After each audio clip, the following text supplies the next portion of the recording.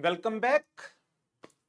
चलिए कंटिन्यू करते हैं with the last topic of balance sheet items, that is provisions and contingent liabilities. इस topic में हमें सबसे पहले तो डिस्कशन करनी है मीनिंग की। What is the meaning of the term provision, what is the meaning of contingent liabilities. Thereafter चार असर्शंस जिनके ऊपर ऑडिटर को अपने प्रोसीजर्स परफॉर्म करने हैं, ऑडिट एविडेंसेस कलेक्ट करने हैं। Existence, completeness, valuation, presentation and disclosure. फिर ऑडिट प्रोसीजर आएगा, बट यहां पर एक सिंपल प्रोसीजर दिया गया है instead of detailed procedure for each assertion. तो आपके लिए आसान हो जाएगा इसके प्रोसीजर्स को याद करना। Thereafter, disclosure requirement as per Schedule 3 as well as per the Accounting Standard 29. तो चलिए स्टार्ट करते हैं with the first topic, that is meaning of the provisions and contingent liabilities. ये मीनिंग ऑलरेडी आपने अकाउंट्स में भी AS 29 में cover up कर रखे होंगे, बट ऑडिट के लिए भी आपको इन्हें लर्न करना है। प्रोविजन क्या है? एक लायबिलिटी जिसको बेस्ड अपॉन द एस्टिमेशन आप डिटरमिन कर सकते हैं, मेजर कर सकते हैं। That can be measured by using a substantial degree of estimation. So a liability that can be measured using a substantial degree of estimation is defined as the provision. Means आपको एक amount पे करना है लेकिन उसका exact amount नहीं पता, but उसका एस्टिमेशन किया जा सकता है। से for example provision for taxation, provision for bad debt, provision for any particular liability, provision for losses of subsidiary company. आप एक प्रोविजन को बुक्स ऑफ अकाउंट में रिकॉग्नाइज करेंगे कब? जब आपकी एक प्रेजेंट ऑब्लिगेशन एग्जिस्ट करती है due to a past event. For example, आप इनकम अर्न कर चुके हैं तो इस इनकम पर you have to pay the tax, तो प्रोविजन फॉर टैक्सेशन। आपने क्रेडिट सेल की है जिसके ऊपर देयर आर चांसेस कि कुछ रिकवरी ना हो पाए, प्रोविजन फॉर बैड डेट। तो जो पास्ट इवेंट हो चुका है उसके बेसिस पर आपकी प्रेजेंट ऑब्लिगेशंस, या फिर it is probable that outflow of any resources embodying the economic benefit will be required to settle any obligation. किसी ऑब्लिगेशन को सेटल करने के लिए इकोनॉमिक रिसोर्सेस का आउटफ्लो होगा, ऐसी प्रोबेबिलिटी है। फॉर एग्जाम्पल, सब्सिडियरी कंपनी के लॉसेस को सेटल करने के लिए, पे ऑफ करने के लिए आपको कुछ अमाउंट पे करना पड़ सकता है, एंड ये अमाउंट रिलायबली एस्टिमेट किया जा सकता है। तो प्रोविजन क्या है? एक प्रोविजन एक लायबिलिटी है जिसको एक सब्सटेंशियल डिग्री ऑफ एस्टिमेशन के साथ मेजर किया जा सकता है। बुक्स ऑफ अकाउंट में एक प्रोविजन को तभी रिकॉग्नाइज करेंगे जब एंटिटी की एक प्रेजेंट ऑब्लिगेशन होगी as a result of past event, और there is a probability that economic benefits का, इकोनॉमिक रिसोर्सेस का एक आउटफ्लो होगा to settle the obligation, and reliable estimate can be made for the obligation. तो यदि ये conditions पूरी होती हैं then only a provision is to be recognised, but यदि ये कंडीशंस पूरी नहीं होती हैं तो प्रोविजन रिकॉग्नाइज नहीं होगा। सो देखिए, आप एक लायबिलिटी की बात करते हैं, यदि लायबिलिटी का एग्जैक्ट अमाउंट आपको पता है, यदि एग्जैक्ट अमाउंट पता है, देन बैलेंस शीट में इसे एज ए लायबिलिटी शो किया जाएगा with exact amount, exact obligation. But exact amount not known, यदि एग्जैक्ट अमाउंट नहीं पता, देन आप उसका प्रोविजन रिकॉग्नाइज करेंगे यदि उसका रिलायबल मेजरमेंट किया जा सकता है, रिलायबल एस्टिमेशन पॉसिबल है। तो यदि रिलायबल एस्टिमेशन पॉसिबल है तो उसका प्रोविजन दीजिए। देयर इज ए केस, आप उसको as a contingent liability recognise कर सकते हैं जब आपको अमाउंट नहीं पता, amount not can not be estimated, estimation possible नहीं है। तो ऐसे सिचुएशन में आप उसको as a contingent liability, as a footnote to the balance sheet disclose करेंगे in the notes to account. Balance sheet में एज ए फुटनोट या नोट्स टू अकाउंट में डिटेल्ड डिस्क्लोजर दिए जा सकते हैं उसके। तो बात कर लेते हैं अब कॉन्टिजेंट लायबिलिटी की। कॉन्टिजेंट लायबिलिटी क्या है? एक पॉसिबल ऑब्लिगेशन जो एराइज होगा फ्रॉम द पास्ट इवेंट्स, जिसका एग्जिस्टेंस कंफर्म्ड होगा ओनली ऑन अकरेंस और non occurrence of one or more uncertain future event that are not within the control of the entity. For example, pending litigations, court में cases चल रहे हैं किसी भी event को लेकर के, इवेंट ऑलरेडी हो चुका था, तभी उसके ऊपर डिस्प्यूट अराइज हुआ, डिस्प्यूट अराइज हुआ तो मैटर कोर्ट में चला गया। तो एक पॉसिबल ऑब्लिगेशन जो पास्ट इवेंट के कारण अराइज हो रही है, जिसका एग्जिस्टेंस तभी कंफर्म होगा जब one or more uncertain future event either occurred or not occurred, and occurrence or non occurrence of these uncertain future event are not within the control of the entity। या फिर ये एक present obligation है, present obligation जो past event से arise हुई है, लेकिन इसको एज अ लायबिलिटी या एज ए प्रोविजन रिकॉग्नाइज नहीं किया गया था। क्यों? क्योंकि जो प्रोविजन की कंडीशंस थी वो पूरी नहीं हो रही थी। कौन सी कंडीशन?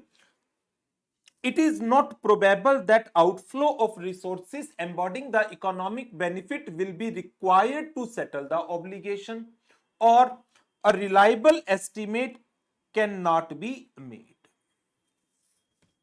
तो ये जो दो डेफिनेशन है इंपॉर्टेंट है, जिन पर मल्टीपल चॉइस क्वेश्चन भी फ्रेम हो सकता है, इवन डिस्क्रिप्टिव क्वेश्चन भी फ्रेम किया जा सकता है। You need to learn both these definition, provisions and contingent liability. तो प्रोविजन क्या है? एक लायबिलिटी जिसे आप with the substantial degree of estimation measure कर सकते हैं, उसको रिकॉग्नाइज तभी किया जाएगा यदि एंटिटी की कोई प्रेजेंट ऑब्लिगेशन है जो अराइज हुई है due to past event. There is a probability that outflow of resources embedding the economic benefit will be required to settle the obligation, and a reliable estimate can be made of the obligation। लेकिन what is a contingent liability? एक possible obligation that can arise from the past event and which will be confirmed on occurrence or non-occurrence of one or more uncertain future event not within the control of the entity। या फिर एक present obligation है जो past event के कारण arise हुई है, and past event के कारण अराइज हुई है, बट उसे रिकॉग्नाइज नहीं कर रहे। क्यों नहीं कर रहे? Because it is not possible that outflow of resources embedding the economic benefit will be required to settle the obligation।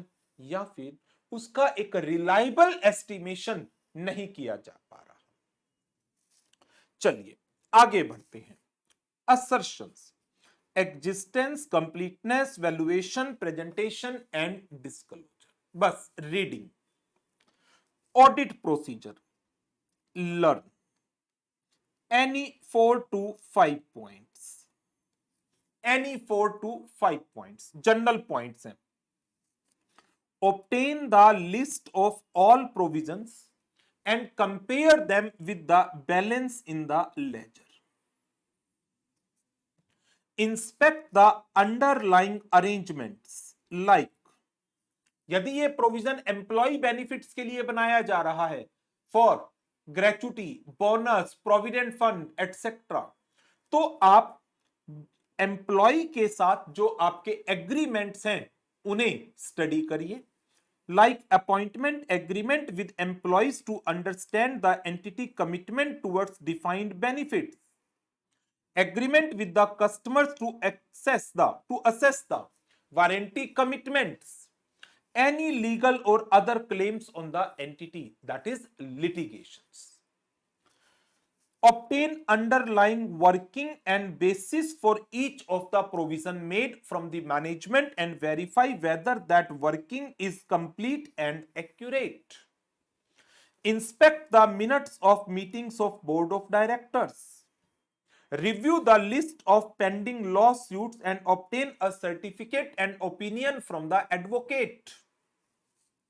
Review of the record relating to contingent liability maintained by the company. Review of terms of and condition of any grant and subsidy availed by the entity. Obtain management representation that all known contingent liabilities included in the accounts and disclosed properly, completeness के लिए. Ensure that proper disclosure is made of all the contingent liabilities as per the requirements of AS 29 and Schedule 3. So, जो हमारा audit procedure है for the verification of the provisions and contingent liabilities, general point है। अब इसमें देखिए एक एक point को अच्छी तरह से स्टडी करना है, लर्निंग 4 to 5 की भी रह जाती है, दैट विल बी ओके। तो सबसे पहले हमने क्या किया, हमने प्रोविजंस की एक लिस्ट ले ली मैनेजमेंट से और उसे कंपेयर किया with the ledger balances. So obtain a list of all the provisions and compare them with the balances in the ledger. Number 2, जो underlying arrangements हैं, जैसे appointment agreement with the employees so as to understand what is the entity commitments towards defined benefits, agreements with the customers to assess the warranty obligations etc, उन्हें check कर लीजिए। Review the minutes of meetings of board of director. Review the list of pending lawsuit and obtain a certificate and opinion of lawyer. Review of the records relating to contingent liabilities. Review of terms and conditions of grant and subsidy. तो ये 4 point review से related है। And management से working ले लीजिए and the basis for each of the provision made and verify their completeness, accuracy. तो management से मुझे क्या लेना है, list of all the provisions, working and basis for each of the provision, and management की representation that all contingent liabilities are been included in the accounts and disclosed properly. Ensure proper disclosure of all the contingent liabilities as per AS 29 and Schedule 3 are being made. So देखिए आपको management से क्या क्या लेना है, obtain list of all the provision, obtain understanding, obtain underlying working and basis for each of the provision by the management and verify whether it is complete and accurate. obtain a management representation that all known contingent liabilities included in accounts and disclosed properly. सो तीन चीजें हैं जो आपकी obtaining की category में आती है। फिर आ जाता है रिव्यू। रिव्यू क्या करना है? Minutes of meeting of the board of director और other similar bodies, review of pending lawsuit and obtain a certificate from the advocate, review the terms and conditions of the grant and subsidy maintained by the company, availed by the company, review of records relating to contingent liabilities maintained by the company.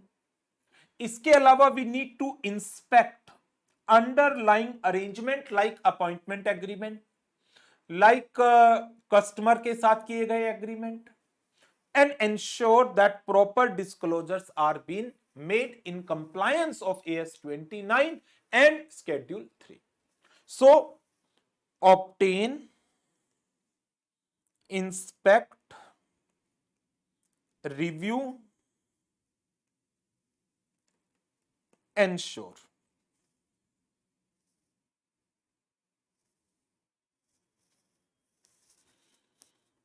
Right तो ये हमारा main procedure है for the verification. ये भी अपने आप में important है और इसमें क्योंकि जो प्रोविजंस हैं वो एस्टिमेशन बेस पर आए हैं, क्यों वो एस्टिमेशन का बेस क्या था? कई बार हम एक आउटसाइड एक्सपर्ट की मदद ले लेते हैं। मैनेजमेंट क्या करती है? प्रोविजन फॉर ग्रेच्युटी के लिए, प्रोविजन फॉर लाइबिलिटीज के लिए, प्रोविजन फॉर टैक्सेशन के लिए, provision for compensation in legal suits के लिए कंसर्न्ड एक्सपर्ट्स की like actuary, architect, advocate, chartered accountants and other person like engineers, उनकी मदद लेती है और उनके बेसिस पर उन्होंने जो सर्टिफिकेट दिया, उन्होंने जो रिपोर्ट दिया, उसके बेसिस पर अपने प्रोविजंस को बनाती है। सो जो प्रोविजन बनाया गया, से फॉर एग्जांपल आपने एम्प्लॉय बेनिफिट्स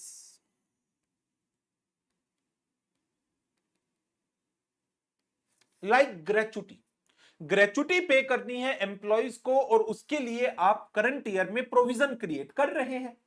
उसके लिए आपने एक एक्चुअरी को एंगेज किया जिसने आपकी फ्यूचर लायबिलिटीज को based upon the number of employees, age of employees, retirement age, compensation payable etcetera, एक कैलकुलेशन आपको करके दी।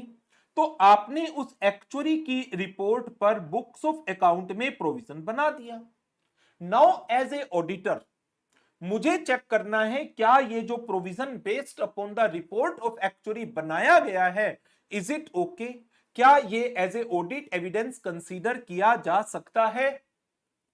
तो नाउ अब मुझे इस एक्सपर्ट को किसने एंगेज किया? मैनेजमेंट ने। तो हम इसे क्या नाम दे देते हैं? Management expert. तो अब मुझे इस मैनेजमेंट एक्सपर्ट के काम को चेक करना है और आपको ध्यान आ रहा होगा मैंने आपको इसकी डिटेल लास्ट चैप्टर में एसए 500 में भी करवाई थी कि SA 500 audit evidence, audit evidence का मीनिंग क्या था? Any information on the basis of which auditor draw his conclusion forming basis for the audit opinion, and that information may be produced by the entity itself or information may be produced by using the work of management expert. तो जो management expert है यदि मुझे उसकी working को as a audit evidence use करना है तो मेरे ऑडिट प्रोसीजर्स क्या होंगे? ये भी अपने आप में एक important topic. Audit procedures in case of use of management expert. In some cases for the transactions involving complex calculations, some entities use the services of experts like actuary. When required, auditor should obtain the expert report, calculation, and underlying working for the provision amount. Auditor should check the assumptions used by the experts with the data shared by the management. क्या assumptions expert ने ली है, क्या data management ने expert को available करवाया था, expert की knowledge क्या है, उसकी कंपिटेंसी क्या है, कैपेबिलिटी क्या है, how he is carrying out his work, ये सब चीजें एसए 500 में आपने पढ़ रखी है। तो अब आपका मेन पॉइंट आ जाता है ये। तो as per SA 500 audit evidence, when the auditor is using the work of management expert, auditor shall perform the following procedure. Auditor need to evaluate the competency, capability, and objectivity of the expert. Auditor need to obtain an understanding of the work of that expert. Auditor need to evaluate the appropriateness of the work of expert as a audit evidence for the audit purpose. Obtain a WR from the management. सबसे पहला point, auditor को evaluate करना है competency, capability and objectivity of the expert. क्या expert company का employ है या एक आउटसाइड पार्टी है? यदि ये एक्सपर्ट कंपनी का एम्प्लॉय है, देन चांसेस आर देयर कि ये इंडिपेंडेंटली काम करेगा, मैनेजमेंट के इन्फ्लुएंस में ज्यादा नहीं आएगा। Whether the expert is independent in respect of the entity, इस एक्सपर्ट का कोई फाइनेंशियल इंटरेस्ट तो नहीं है डायरेक्टली या indirectly in the company. Auditor का प्रीवियस एक्सपीरियंस क्या है इस एक्सपर्ट के साथ काम करने का। Auditor need to evaluate the knowledge of the expert, his qualification, membership of any professional body etcetera. So यदि ऑडिटर किसी मैनेजमेंट एक्सपर्ट के काम को as a audit evidence use करना चाहता है, तो सबसे पहले वो इवेलुएट करेगा competency, capability and objectivity of that expert. क्या expert, whether the expert is employed by the entity or is an outside party, whether the expert is independent in respect of the entity, auditor का previous experience क्या है उस expert के साथ काम करने का, एक्सपर्ट की नॉलेज, उसकी क्वालिफिकेशन, क्या वो मेंबर है किसी प्रोफेशनल बॉडी का। जैसे यदि वो एडवोकेट है, he might be member of bar council. यदि वो एक्चुअरी है, he might be member of society, actuarial society of India. Obtain understanding of the work of that expert. यदि ऑडिटर को लगता है कि जो एक्सपर्ट है जिसके काम पर मैं वर्किंग कर रहा हूं वो कंपिटेंट है, कैपेबल है, अपने काम को ऑब्जेक्टिवली परफॉर्म कर रहा है, we need to obtain understanding of the work of that expert. Whether auditor has expertise to evaluate the work of expert, किन एजम्पशंस के ऊपर एक्सपर्ट ने काम किया। फॉर एग्जांपल, एम्प्लॉइज की ग्रेचुटी डिटरमिन की जा रही है, what is the assumption as to the retirement age of the employee, 60 year, 65 year, 55 year. किस मेथड के ऊपर एक्सपर्ट काम करता है, किस डेटा के ऊपर एक्सपर्ट काम कर रहा है। एम्प्लॉइज का डेटा चाहिए, वो डेटा इंटरनली जनरेटेड है, एक्सटर्नली जनरेटेड है। डेटा एक्सटर्नली जनरेटेड होगा तो वो ज्यादा रिलायबल माना जाता है in comparison to the data that is internally generated. So सबसे पहले ऑडिटर ने क्या किया, एक्सपर्ट की कंपिटेंसी, कैपेबिलिटी एंड ऑब्जेक्टिविटी को इवैल्यूएट किया।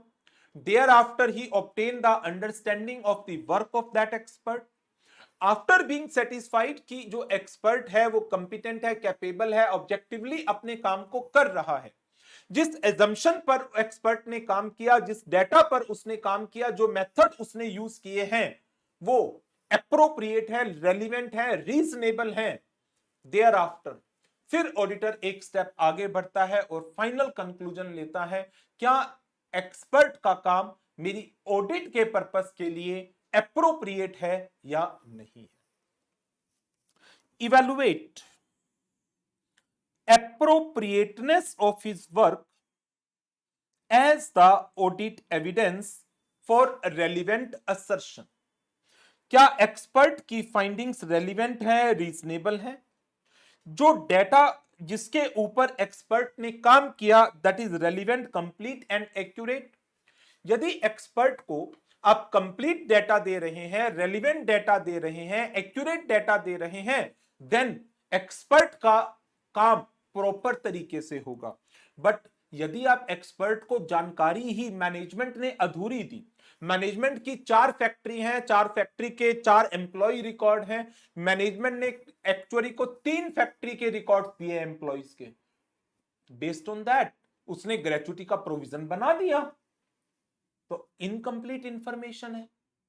तो मुझे चेक करना है क्या ऑडिटर, क्या मैनेजमेंट एक्सपर्ट को कंप्लीट डेटा दिया गया था, एक्यूरेट डेटा दिया गया था, रेलिवेंट डेटा दिया गया था, जिन अजम्पशंस के ऊपर उसने काम किया क्या वो रेलिवेंट हैं, रीजनेबल हैं, जो कंक्लूजन्स उसने ड्रॉ किए whether they are relevant, whether they are reasonable, और यदि वो सेटिस्फाइड है then only he will use the report produced by the management expert for the purpose of his audit as the audit evidence. Obtain WR from the management that management has made all the provisions which are required to be made as per the requirements of recognized accounting principles. So ये एक most important category का topic है, audit procedures in case of use of management expert work. चलिए अब आगे बढ़ते हैं। Disclosures requirement. Disclosure as per schedule 3, provisions, long term, short term. Long term provision classified into provision for employee benefits and others. Short term provision classified into provision for employee benefits and others. Contingent liabilities के disclosure as per schedule 3. The following shall be disclosed to the extent जिसका provision नहीं बनाया गया. Claims against the company that are not acknowledged as debt. वो date बन भी सकता है, नहीं भी बन सकता, कॉन्टिजेंट है। एनी गारंटी जिसके against any liability may arise in near future. Any other money for which the company may be held contingent liability. So contingent liability needs to be classified into claims against the company not acknowledged as debt, any guarantee, any other money for which the company may be contingently liable. Commitments.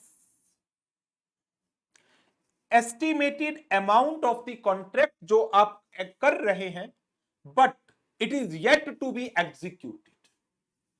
Remaining to be executed on capital account जिसका provision नहीं बनाया गया। Uncalled liability on shares and other investments जो partly paid हैं। आपने किसी दूसरी company के शेयर्स खरीद रखे हैं that are partly paid, तो दूसरी कंपनी जब रिमेनिंग कॉल मनी मांगेगी तो आपको पे करना पड़ेगा, that is your commitment. So आपकी जो contingent liabilities है as per the schedule 3 दो कैटेगरीज में डिवाइड हो जाती हैं। एक तो कॉन्टिजेंट लायबिलिटी और दूसरा कमिटमेंट्स। कॉन्टिजेंट लायबिलिटीज में पहला पॉइंट आ जाता है claim against the company that are not acknowledged as debt, दूसरा गारंटी, तीसरा any other money for which the company is contingently liable. फिर दूसरी कैटेगरी आ जाती है कमिटमेंट्स की। Estimated amount of the contract remaining to be executed on capital account but not provided for. Uncalled liability on the shares or other investments partly paid. Any other commitment specifying its nature. So, ये थे हमारे disclosure requirements as per the schedule 3. अब है disclosure as पर AS 29, पहले provisions का और फिर कॉन्टिजेंट लायबिलिटीज का, ये भी इंपॉर्टेंट है। For each class of provision, जैसे मैं एग्जांपल ले लेता हूं, provision for employee benefits, carrying amount at the beginning कितना है and carrying amount at the end कितना है। बिगिनिंग टू एंड के बीच में during the year additional provisions कितना बनाया गया है, additional provision made during the period. इन प्रोविजन में से कितना अमाउंट यूज कर लिया गया है, मींस अमाउंट एक्चुअल में पे ऑफ कर दिया गया। कोई एम्प्लॉय जिसके प्रोविजंस बने हुए थे वो एक्चुअल में रिटायरमेंट ले गया, प्री मैच्योर रिटायरमेंट, तो उसका आपको पैसा तो देना ही पड़ेगा ना। तो amount use during the period, unused amount that is reversed during the period. कोई एम्प्लॉय है, यदि वो without complying the terms and condition organisation छोड़कर चला जाता है, जिसके अगेंस्ट कंपनी की लायबिलिटी नहीं रह जाती, बट कंपनी ने पास्ट में प्रोविजन बनाए थे, रिवर्स कर दो। Provision for bad debt, company इनको डाउट था, एक पार्टी को बड़े मेजर अमाउंट की सेल की थी और कंपनी को डाउट था उससे पैसे नहीं आएंगे, बट करंट ईयर में पैसे आ गए और ये एक एक्सेप्शनल बड़े नॉर्मल अमाउंट का प्रोविजन बनाया था कंपनी ने पिछले सालों में, उठा के रिवर्स कर दो आप। अनयूज्ड अमाउंट, प्रोविजन का अमाउंट यूज नहीं हुआ क्योंकि वो बैड डेट नहीं हुआ और क्योंकि उससे रिकवरी हो गई, अब उसे रिवर्स कर दीजिए। So opening balance, closing balance, additional provisions made during the year, amount of provisions used during the period, unused amount reversed during the year. For each class of provision, description दीजिए of the nature of obligation and expected timing of outflow. Uncertainties about amount or timing of these outflow. Any assumption, if it significantly affects the nature of this provision or amount of the provision, that needs to be disclosed. Any expected reimbursement, stating amount of any asset that has been recognized for that expected reimbursement, means यदि company को कोई reimbursement expected है तो वो भी आपको disclose करना है कि company will be required to pay off so much of the amount, reimburse करना पड़ेगा। जैसे कोई सब्सिडी ले रखी थी, ग्रांट ले रखी थी, बट दैट ग्रांट और subsidy is subject to some terms and condition and हम उन टर्म्स एंड कंडीशंस को कंप्लाई नहीं कर पाए, तो यदि हम उन टर्म्स एंड कंडीशंस को कंप्लाई नहीं कर पाते हैं, इन दैट केस क्या करना पड़ेगा, दैट ग्रांट और सब्सिडी नीड्स टू बी रिइंबर्स्ड, वापस करनी पड़ेगी। सो brief description of nature of obligation, timing of any resulting outflow, uncertainties about amount or timing of these outflow,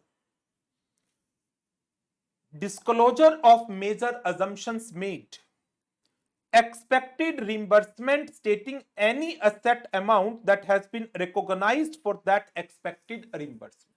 grant मिली थी किसी पर्टिकुलर पोल्यूशन कंट्रोल इक्विपमेंट के लिए, तो उस इक्विपमेंट, उस ग्रांट से आपने वो इक्विपमेंट खरीदा, तो आपको उस असेट का अमाउंट भी बताना है जो रिकॉग्नाइज किया गया था उस पर्टिकुलर ग्रांट से, जिसकी रिइंबर्समेंट एक्सपेक्टेड है, वापस करनी पड़ेगी ये grant. Contingent liabilities, unless there is any possibility of any outflow in settlement is remote. जो चीजें बहुत दूर हैं उनको तो छोड़ो. Entity shall disclose a brief description of nature of contingent liability, estimate of its financial effect, uncertainties involved, and possibility of any reimbursement. So, unless possibility of any outflow in settlement is remote, 5 साल बाद देना है, 10 साल बाद देना है, 15 साल बाद देना है, बहुत रिमोट है तो उसको तो छोड़ो.